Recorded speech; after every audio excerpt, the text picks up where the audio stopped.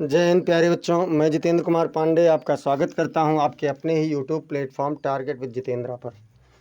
प्यारे बच्चों, हम लोगों का इस समय चल रहा है journey to the end of the earth, जो कि कक्षा 12 का एक बहुत ही इम्पोर्टेंट पार्ट है, जिसमें तिसानी दोषी के द्वारा हम लोगों को जो बताया गया है वो चीज़ें हम लोग पढ़ेंगे। पार्ट 2 आज हम लोग पढ़ेंगे, पार्ट 1 हो चुका है। इसमें अंटार्कटिका महाद्वीप के बारे में, बढ़ती हुई तापमान के बारे में यानी ग्लोबल वार्मिंग के बारे में बताया गया है। तो इसमें हम लोग जो थोड़ा सा पढ़ चुके हैं उसके आगे आज कंटिन्यू करेंगे। एक बार अगर आप लोग अब तक चैनल को सब्सक्राइब नहीं किए हैं तो चैनल को सब्सक्राइब कर लीजिए, बेल आइकन दबा दीजिए, जिससे आने वाली समस्त इम्पॉर्टेंट क्लास की अपडेट्स आपको मिलती रहें। और साथ ही साथ आप लोग क्लास को लाइक कर दीजिए और शेयर भी कर दीजिए। चलिए हम लोग शुरुआत करते हैं, लेकिन शुरुआत करने से पहले थोड़ा सा हम लोग यहाँ पर रिकेप कर लें, पुनरावृत्ति कर लें कि हम लोगों ने कल क्या क्या चीज़ें पढ़ा था। तो इसमें तिसानी दोषी महोदय बता रहे हैं कि वो मतलब शुरुआत में ही, वर्ष की शुरुआत में ही वो जाते हैं एक विदेश में, एक रूसी जहाज़ जिसका नाम रहता है एकेडमिक सोकाल्स्की। उसके साथ में वो अपने आप को विदेश में बाहर पाते हैं, और जब बाहर पाते हैं तो कहाँ जा रहे होते हैं? अंटार्कटिका महाद्वीप पर, जिसमें वो कई समय से क्षेत्र, कई चेक पॉइंट्स, कई समुद्रों को, जल सागर, महासागरों को पार करके पहुँचते हैं। मद्रास के 13.09 डिग्री से उत्तरी अक्षांश से वो शुरू करते हैं और जा करके दक्षिणी ध्रुव पर पहुँचते हैं, अर्थात ध्रुवीय क्षेत्र में पहुँचते हैं अंटार्कटिका महाद्वीप पर। वहाँ पर जब ये पहुँचते हैं तो इन्हें बड़ा आश्चर्य होता है और सोचते हैं कि कभी ये किस प्रकार से उसका हिस्सा था। भारत का जो दक्षिणी भारत हम लोगों का है, प्रायद्वीपीय भारत, गोंडवाना का एक ऐसे एक हिस्सा था। इसके बारे में थोड़ा सा आश्चर्य करते हैं और बताते हैं कि क्या क्या चीज़ें हुई हैं। तो उसके आगे हम लोग कंटिन्यू करते हैं और देखते हैं। हम लोग पढ़ चुके थे पार्ट ऑफ हिस्ट्री, आज हम लोगों को पढ़ना है ह्यूमन इम्पैक्ट के बारे में। ह्यूमन इम्पैक्ट मतलब होता है बेटा मानवीय प्रभाव, यानी मानवीय प्रभाव कैसे कैसे पड़ा इस विश्व पर।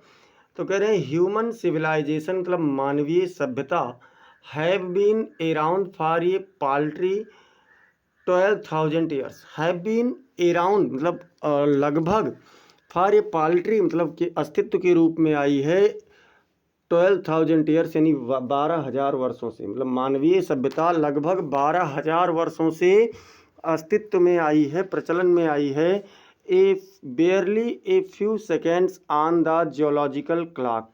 बेयरली मतलब केवल, ए फ्यू सेकेंड्स मतलब कुछ सेकेंड, ऑन द जियोलॉजिकल क्लॉक मतलब भौगोलिक घड़ी के अनुसार, भौगोलिक घड़ी के अनुसार केवल कुछ सेकेंड ही बीते हैं।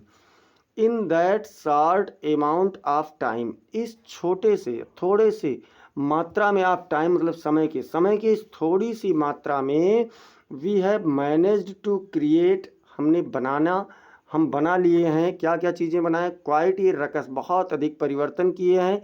इचिंग आवर डोमिनेंस, अपने घरों को कुरेदते हुए बनाए हैं। ओवर नेचर मतलब प्रकृति के ऊपर। विद आवर विलेजेस जिसमें हमारे गांव हैं।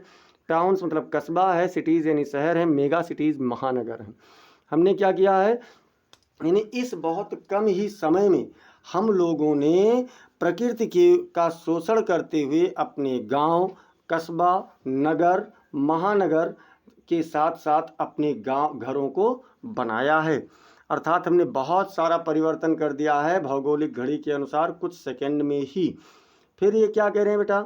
फिर इसमें ये कह रहे हैं कि द रैपिड इंक्रीज, रैपिड मतलब होता है शीघ्र या तीव्र, इंक्रीज मतलब वृद्धि, ऑफ ह्यूमन पॉपुलेशन मतलब मानवीय जनसंख्या का, हैज लेफ्ट अस ने हमें छोड़ दिया है, बैटलिंग मतलब संघर्ष करते हुए, विद अदर स्पेसीज, स्पेसीज मतलब होते प्रजातियां यानी अन्य प्रजातियों के साथ, फॉर लिमिटेड मतलब सीमित, रिसोर्सेज माने संसाधनों के लिए। क्या किया है कि मनुष्य की जो बढ़ती जनसंख्या ने, मनुष्य की तीव्र गति से बढ़ती जनसंख्या ने हमें अन्य प्रजातियों के साथ सीमित संसाधनों के लिए संघर्ष करते हुए छोड़ दिया है। And the unmitigated burning of fossil, unmitigated मतलब असंतुलित रूप से, बर्निंग मतलब जलना, ऑफ फॉसिल फ्यूल्स मतलब जीवाश्म ईंधनों का, हैज़ नाउ क्रिएटेड ने बना दिया है, अब बना दिया है, ए ब्लैंकेट मतलब एक चद्दर ऑफ कार्बन डाइऑक्साइड मतलब कार्बन डाइऑक्साइड का अराउंड द वर्ल्ड विश्व के चारों ओर।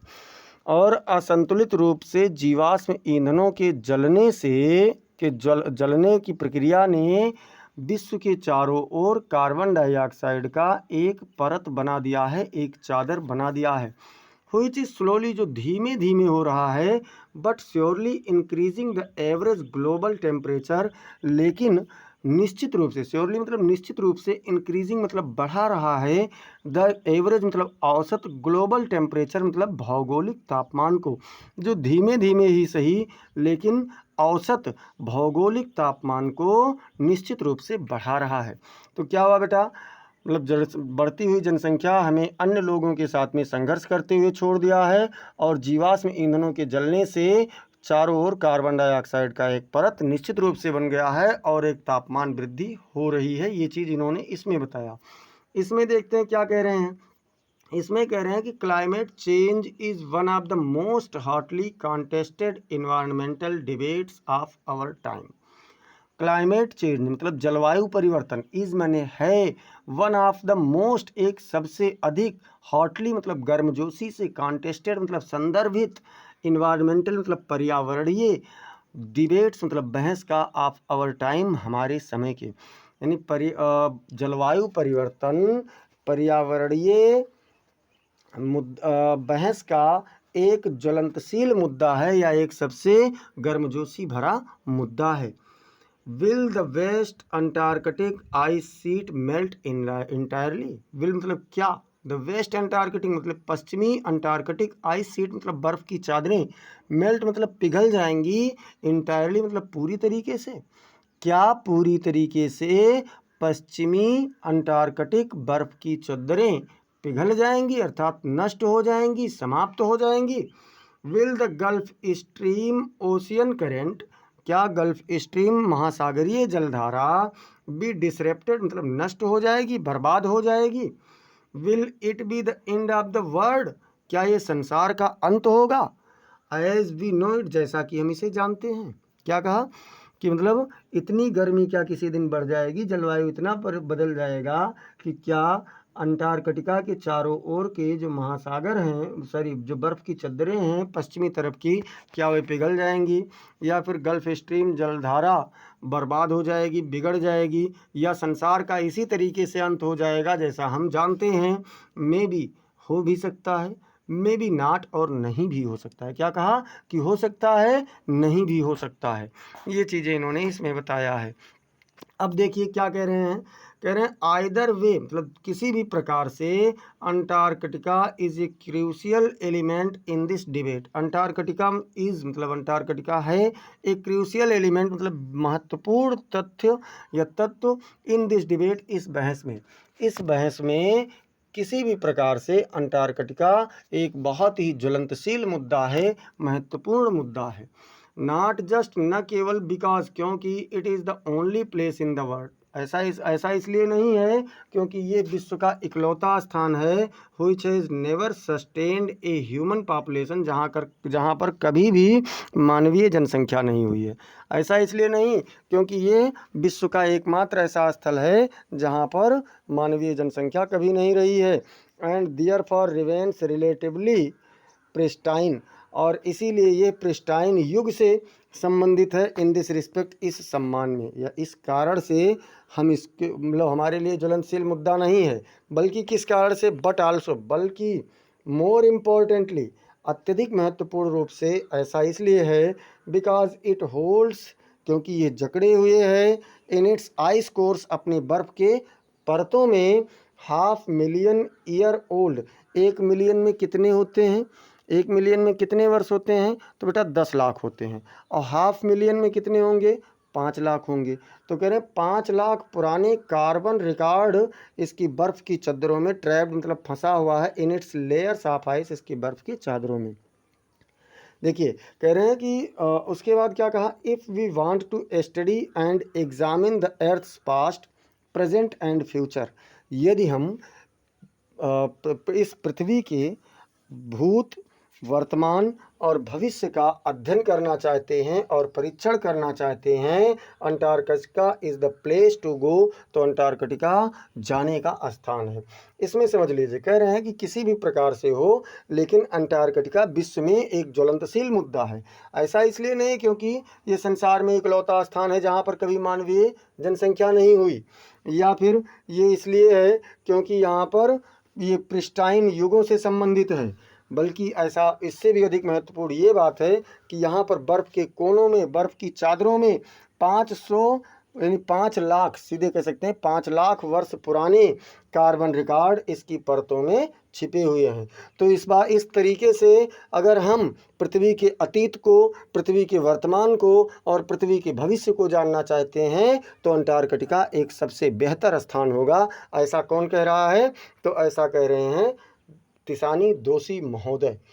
अब देखिए और क्या कह रहे हैं, student on ice the program, मतलब स्टूडेंट ऑन आइस अपनी बर्फ पर विद्यार्थी परियोजना कार्यक्रम।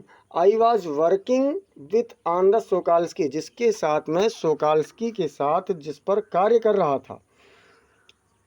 AIIMS to do exactly this, इसका लक्ष्य विशेष रूप से यही है, सटीक रूप से यही है, by taking high school students to the ends of the world, जिसमें हाई स्कूल अर्थात कक्षा 10 के छात्रों को, विद्यार्थियों को इस पृथ्वी के अंत पर ले जाना and providing them with inspiring educational opportunities, और उन्हें इंस्पायरिंग मतलब प्रेरणादायक, एजुकेशनल मतलब शैक्षणिक, अपॉर्चुनिटीज़ मतलब अवसर, और उन्हें ऐसा शैक्षणिक अवसर मतलब प्रेरणादायक शैक्षणिक अवसर प्रदान करना इसका मुख्य लक्ष्य है। क्या क्या?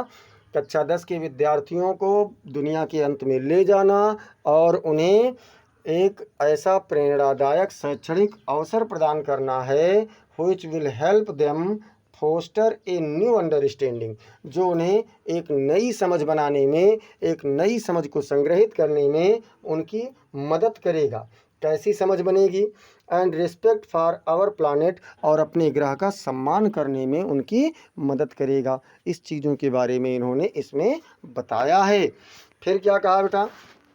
फिर इसमें अब ये कह रहे हैं कि it has been in operation for 6 years now. ये कब से चल रहा है? तो यह अभी 6 वर्षों से यह कार्यक्रम, यह परियोजना चल रही है। Headed by Canadian Geoff green, किसके द्वारा? कनाडा के निवासी जियोफ ग्रीन के द्वारा ये कार्यक्रम काफ़ी दिनों से चलाया जा रहा है, 6 वर्षों से।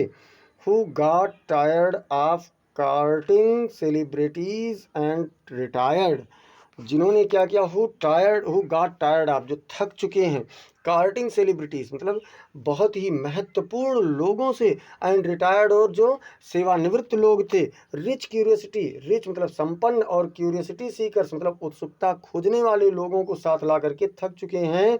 Who could only give back in A limited way, जो केवल एक सीमित तरीके से वापस कुछ दे सकते हैं। विद स्टूडेंट्स ऑन आइस, बर्फ पर विद्यार्थी के साथ, ही ऑफर्स द फ्यूचर जनरेशन, वो आने वाली भविष्य को, आने वाली पीढ़ियों को दे रहे हैं, देते हैं। क्या देते हैं? आप पॉलिसी मेकर्स, जो नीतियों के नीति निर्माताओं को देते हैं, ए लाइफ चेंजिंग एक्सपीरियंस, एक जीवन परिवर्तन करने वाला अनुभव देते हैं। एट एन एज, एक ऐसी उम्र पर, when they are ready to absorb, जब वो उसे ग्रहण करने के लिए तत्पर होते हैं, लर्न मतलब सीखने के लिए, एंड मोस्ट इम्पॉर्टेंटली एक्ट, और इस सबसे भी अधिक महत्वपूर्ण है कि कार्य करने के लिए वह सक्षम होते हैं। क्या कहा बेटा? इन्होंने कहा कि जो जियोफ ग्रीन महोदय हैं कनाडा के, ये बहुत से सम्मानित लोग, प्रसिद्ध लोगों को साथ में ला करके, रिटायर लोगों को साथ में ला करके, उत्सुकता खोजने वाले लोगों को साथ में ला करके थक चुके हैं, जो केवल सीमित मात्रा में ही कुछ परिणाम देते हैं। लेकिन जो छात्र बर्फ पर विद्यार्थी नामक इनका कार्यक्रम चल रहा है, ये इसमें क्या करते हैं? भविष्य के नीति निर्माताओं को एक ऐसा अवसर दे रहे हैं जिसमें एक ऐसी उम्र पर उन्हें ले जा रहे हैं जब वह इस सब चीज़ों को ग्रहण करने के लिए, सीखने के लिए, और इससे सबसे अधिक महत्वपूर्ण है कि कार्य करने के लिए तत्पर होते हैं, तैयार होते हैं। अब देखते हैं अगला क्या कह रहा है। The reason the programme has been so successful. The reason मतलब कारण, द प्रोग्राम मतलब ये कार्यक्रम हैज़ बीन सो सक्सेसफुल, इतना अधिक सफल हुआ है। यही परिणाम है कि ये कार्यक्रम इतना अधिक सफल हुआ है। बिकॉज क्योंकि it is impossible to go anywhere near the South Pole, क्योंकि दक्षिणी ध्रुव पर कहीं भी, दक्षिणी ध्रुव के पास कहीं भी जाना असंभव सा है। दक्षिणी ध्रुव के पास में कहीं भी जाना असंभव सा है। And not be affected by it, केवल जाना असंभव नहीं है, मतलब दक्षिणी ध्रुव पर जाइए और उससे आप प्रभावित ना होइए, ये असंभव है। क्या कहा कि क्योंकि दक्षिणी ध्रुव पर जाना और इससे प्रभावित ना होना असंभव है। It is easy to be blase about polar ice caps melting while sitting in the comfort zone of our respective latitude and longitude. It is easy, ये आसान है, टू बी ब्लेस मतलब चिंतित होना या सोचना, about polar ice caps melting, जो ध्रुवीय बर्फ़ की परतें हैं, टोपियां हैं, उनके पिघलने के बारे में। While sitting in the comfort zone, जब हम अपने आरामदायक क्षेत्र में बैठे होते हैं, of our respective latitude and longitude, अपने अक्षांश और देशांतर में, मतलब अपने सम्मानजनक अक्षांश और देशांतर में बैठ करके ध्रुवीय बर्फ की परतों को पिघलने के बारे में सोचना बहुत आसान है। भैया हम यहाँ पर बैठे हैं और हम सोच रहे हैं कि बर्फ़ कैसे पिघल रहे होंगे, गर्मी कैसे बढ़ रही होगी, तो ये सोचना तो बहुत आसान है। But when you can visibly see glaciers retreating, लेकिन जब आप पर ग्लेशियर को वास्तव में अपने सामने सरकते हुए, टूटते हुए देखते हैं, एंड आइस शेल्फ्स कोलैप्सिंग, और बर्फ़ के परतों को नष्ट होते हुए देखते हैं, यू बिगिन टू रियलाइज़, तो आप ये जानना, ये वास्तविकता, ये ज्ञान करना शुरू कर देते हैं, that the threat of global warming is very real, कि जो इस वैश्विक तापमान, ग्लोबल वार्मिंग मतलब वैश्विक तापमान, की जो वैश्विक तापमान का डर है, ये बहुत ही वास्तविक है, सच्चा है, ऐसा बता रहे हैं। देखिए हम कहीं पर भी बैठ करके किसी अन्य स्थल की या किसी हानि की कल्पना कर लेते हैं तो ये बहुत आसान होता है, लेकिन जब हम उस स्थान पर जा कर के वहाँ की परिस्थिति को देखते हैं तो ये हमें लगता है कि हाँ वास्तव में ऐसी चीज़ें हैं, इसमें ये बता रहे हैं। अब देखते हैं बेटा और क्या कह रहे हैं। और इसमें कह रहे हैं अंटार्कटिका, मतलब Antarctica because of her simple ecosystem, अपने साधारण इकोसिस्टम मतलब पारितंत्र के कारण, एंड लैक ऑफ बायोडाइवर्सिटी, और जैव विविधता, बायोडाइवर्सिटी मतलब जैव विविधता, यानी अंटार्कटिका अपने पारितंत्र, साधारण पारितंत्र और जैव विविधता की कमी के कारण is the perfect place to study, अध्ययन करने के लिए सबसे बेहतरीन, सबसे अच्छा स्थान है। How little changes in the environment, कि पर्यावरण में छोटे से परिवर्तन कैसे कैन है बिग रिप्रिकॉशंस, बड़ी चेतावनी दे सकते हैं, यानी कि एक छोटे छोटे परिवर्तन कैसे बहुत बड़ा परिणाम ला सकते हैं, बहुत बड़ा परिवर्तन ला सकते हैं, बहुत बड़े परिवर्तन की चेतावनी दे सकते हैं। अब देखिए कह रहे हैं कि टेक द माइक्रोस्कोपिक, एक उदाहरण दे रहे हैं, टेक द माइक्रोस्कोपिक फाइटोप्लैंक्टन, एक सूक्ष्मदर्शी, माइक्रोस्कोपिक मतलब सूक्ष्म जीव या सूक्ष्मदर्शी से देखे जाने वाले फाइटोप्लैंक्टन की बात कर लीजिए। बेटा फाइटोप्लैंक्टन जो होता है ये छोटी समुद्री घास होती है और ये छोटी छोटी मछलियों का बहुत प्यारा भोजन होता है। तो ये होता क्या है कि यहाँ पर छोटी मछलियाँ जाती हैं फाइटोप्लैंक्टन खाने, बड़ी मछलियाँ जाती हैं छोटी मछलियों को खाने। इस प्रकार से अगर हम लोग देखें तो वो एक बढ़िया मछली उत्पादक क्षेत्र बन जाता है, या कह सकते हैं कि जो वहाँ पर एक पारितंत्र बनता है। कैसे बनता है? दोज ग्रासेस ऑफ द सी, वह घासें, समुद्र की वह घासें, that nourish the end sustain the entire southern oceans food chain, जो संपूर्ण दक्षिणी महासागरों के भोजन तंत्र, फूड चेन मतलब क्या कह सकते हैं, भोजन तंत्र या आहार श्रृंखला या भोज श्रृंखला का एक निर्माण करती हैं, पालन पोषण करती हैं और उन्हें बचाती भी हैं। तो अब देखिए उससे क्या होता है, इन्होंने इसको क्यों लिया तो ये समझ लीजिए। अब देखिए कह रहे हैं कि दीज सिंगल सेल्ड प्लांट्स, ये एक कोशिकीय पौधे यूज द सन्स एनर्जी, सूर्य की ऊर्जा का प्रयोग करते हैं to assimilate carbon and synthesis, मतलब कार्बन के साथ में सूर्य की ऊर्जा का प्रयोग करते हैं, एंड सिंथेसिस ऑर्गेनिक कंपाउंड्स, और जैविक यौगिकों का प्रयोग करते हैं, निर्माण करते हैं। सिंथेसिस मतलब होता है निर्माण करना, रचना करना। तो और जैविक यानी ऑर्गेनिक कंपाउंड्स यानी जैविक यौगिक का निर्माण करते हैं in that wondrous and most important of process, उस सबसे अधिक आश्चर्यजनक और सबसे महत्वपूर्ण प्रक्रिया के द्वारा, कॉल्ड फोटोसिंथेसिस, जिसे प्रकाश संश्लेषण कहा जाता है। भैया प्रकाश संश्लेषण क्या है? एक अद्भुत और महत्वपूर्ण प्रक्रिया है जिसके द्वारा पौधे कार्बन और सूर्य की ऊर्जा के साथ में कार्बनिक यानी जैविक यौगिक का निर्माण करते हैं।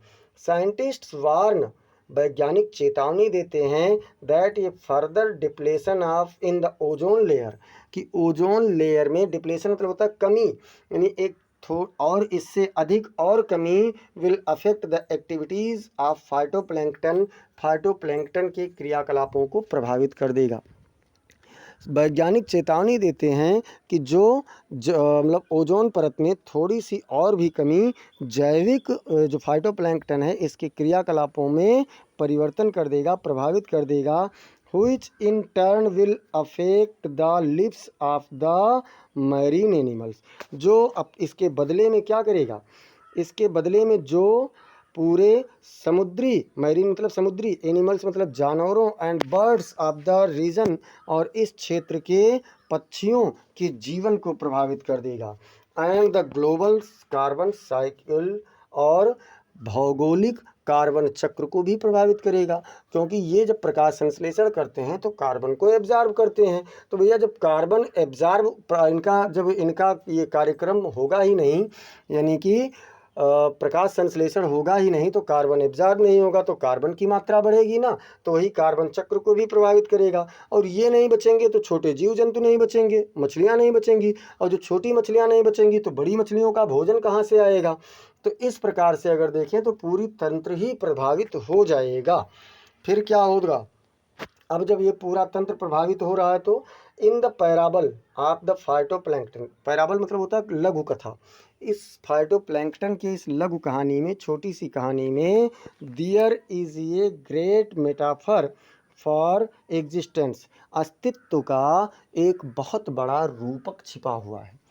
यानी इस फाइटोप्लैंक्टन के इस छोटी सी कहानी में अस्तित्व का एक बहुत बड़ा सा रूपक छिपा हुआ है। क्या छिपा हुआ है? Take care of the small things, छोटी छोटी चीज़ों का ध्यान दीजिए, and the big things will fall into place, और बड़ी बड़ी चीज़ें स्वतः अपने स्थान पर सही हो जाएंगी। भैया छोटी छोटी चीज़ों को आप ध्यान दीजिए तो बड़ी चीज़ें अपने आप अच्छे हो जाएंगी, सही हो जाएंगी। अब देखते हैं, ये तो हमारा था मानवीय प्रभाव। अब कह रहे हैं वॉक ऑन द ओशियन, तो सोचे कि जब हम लोग पहुंच ही गए हैं अंटार्कटिका पर तो समुद्र पर चल भी लेते हैं। अच्छा, समुद्र पर चलने का मतलब, महासागर पर चलने का मतलब क्या हुआ? महासागर पर चलने का मतलब ये हुआ कि जो महासागर के ऊपर बर्फ़ की परतें जमी थी उन पर। अब कह रहे हैं my Antarctic experience was full of such epiphanies, epiphanies मतलब होता है अद्भुत कार्य, विलक्षण कार्य। तो मेरा अंटार्कटिक का अनुभव ऐसे एपिफेंसीज मतलब अद्भुत या विलक्षण, ऐसे विलक्षण कार्यों से भरा हुआ था। बट द बेस्ट आकर्ड, लेकिन जो सबसे अधिक महत्वपूर्ण, सबसे अधिक अच्छी चीज़ घटित हुई, just short of the Antarctic circle eight 65.55 degree south. वो कहाँ पर हुआ? वो अंटार्कटिक वृत्त यानी अंटार्कटिक रेखा 65.55 डिग्री दक्षिणी ध्रुव पर, यानी दक्षिणी गोलार्ध में, वहाँ पर सबसे अच्छी चीज़ घटित हुई, सबसे बेहतरीन चीज़ घटित हुई। कौन सी चीज़ सबसे बेहतरीन थी? The Sokalski had managed to wedge herself, Sokalski ने अपने आप को फंसा लिया। कहाँ फंसा लिया? मैनेज टू वेज मतलब फंसा लिया, हरसेल्फ मतलब अपने आप को, इनटू ए थिक एक मोटे से, वाइट मतलब सफ़ेद, स्ट्रेच मतलब विस्तृत, ऑफ आइस मतलब बर्फ़ के बीच में।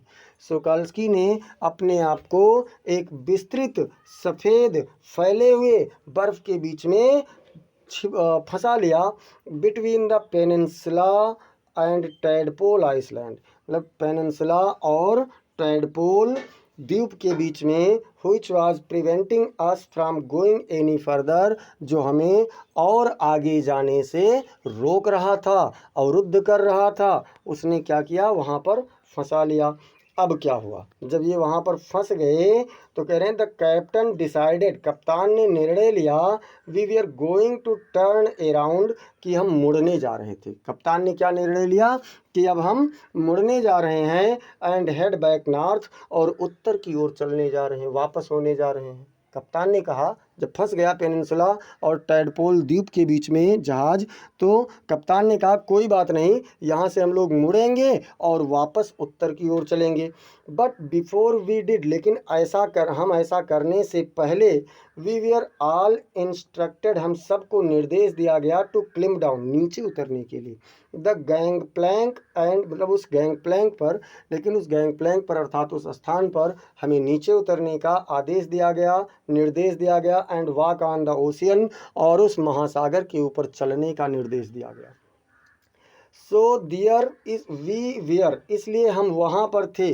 कितने लोग, ऑल 52 ऑफ अस, हम में से सभी 52 लोग, मतलब 52 लोग गए थे, तो कह रहे हैं उसमें से हम में से सभी 52 लोग वहाँ पर थे। Kitted out in Gore tax and ग्लेयर्स, मतलब जो हम लोग गोरे टैक्स यानी कि जो हमारा वो क्या कहते हैं, पॉलीथीन का जो बड़ा बड़ा कपड़े थे वो पहने हुए थे, और ग्लेयर्स यानी चश्मे पहने हुए थे, अपनी छड़ी लिए हुए थे, यानी पूरी तरीके से व्यवस्थित होकर के उतरे। Walking on a stark whiteness, stark मतलब भयानक, या कह सकते हैं बहुत अधिक, अत्यधिक सफ़ेदी के ऊपर चलते हुए, that seemed to spread out forever, जो हमेशा के लिए फैला, फॉर एवर मतलब सदैव, जो सदैव के लिए फैला हुआ प्रतीत होता था, उस पर हम लोग चलते हुए मज़े ले रहे थे।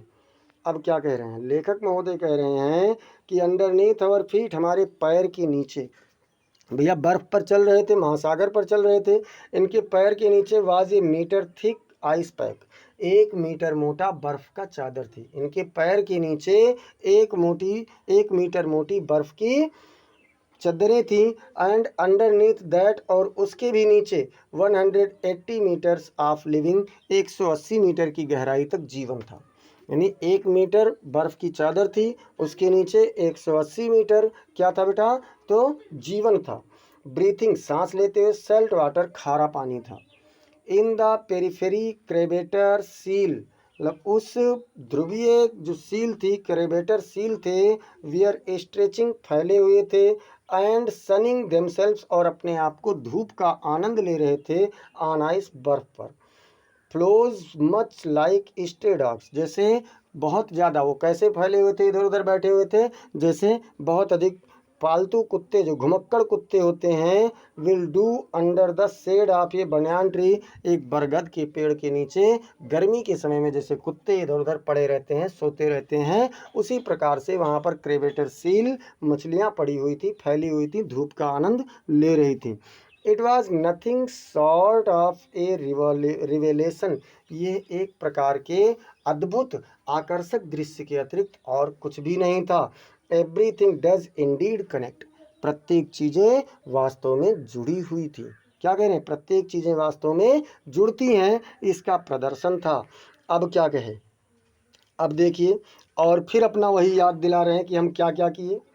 तो 9 टाइम जोन्स, मतलब 9 समय क्षेत्र, 6 चेक पॉइंट्स, 6 जांच केंद्र, 3 बॉडीज ऑफ वाटर, 3 महासागर को पार किए, एंड मेनी इकोस्फीयर लेटर, और कई पारितंत्रों को, पर्यावरणीय क्षेत्रों को पार करने के बाद, I was still wondering about the beauty of balance in play on our planet, हमारे इस ग्रह पर फैली हुई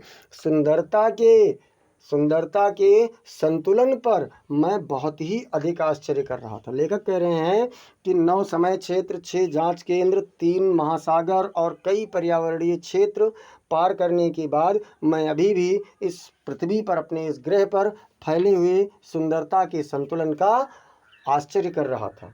हाउ वुड इट बी, ये कैसा होगा, सोच रहे हैं, कल्पना कर रहे हैं कि कैसा होगा, if Antarctica were to become the warm place, यदि अंटार्कटिक भी गर्म स्थान बन जाए।